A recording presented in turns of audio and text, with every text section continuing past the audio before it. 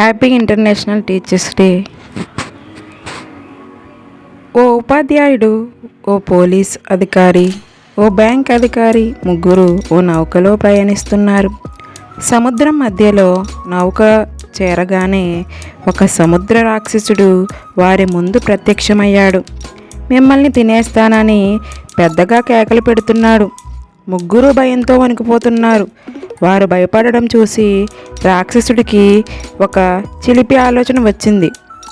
వాళ్ళతో ఇలా అన్నాడు, మీరు ముగ్గురు మీకు తోచింది సముద్రంలోకి విసిరేయండి. నేను తెచ్చి ఇస్తే గెలుపు నాదే, వస్తువు తేకపోతే గెలుపు మీదే, మిమ్మల్ని వదిలేస్తాను అని అంటాడు.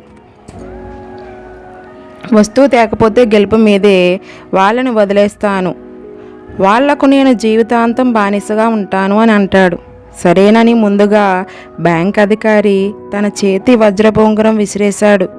సముద్రంలో మునిగిపోయి కాసేపటికి రాక్షసుడు ఆ ఉంగరాన్ని తెచ్చి ఇచ్చి ఆ అధికారినే మింగేశాడు.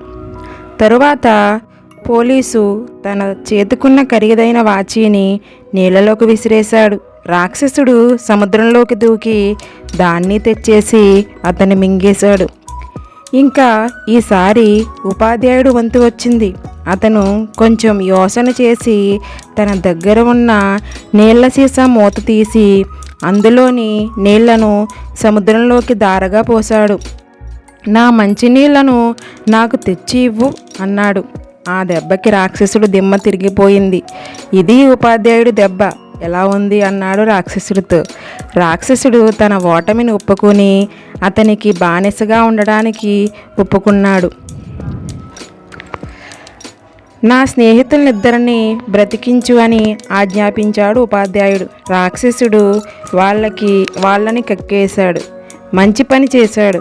ఇంకా ఎవ్వరిని ఇలా బాధించకుండా ఉంటానంటేనే నిన్ను బానిసత్వం నుంచి విముక్తిని చేస్తాను అని ఉపాధ్యాయుడు అంటాడు. రాక్షసుడు అలా చెయ్యనని ప్రమాణం చేసి సముద్రంలోకి దూకి మాయమయ్యాడు. ఎంతటి ఆపద వచ్చినా ఆలోచించేవాడే ఉపాధ్యాయుడు. సమాజానికి సమస్య వస్తే తగు పరిష్కారం సూచించగలిగేవాడే గురువు. Thank you.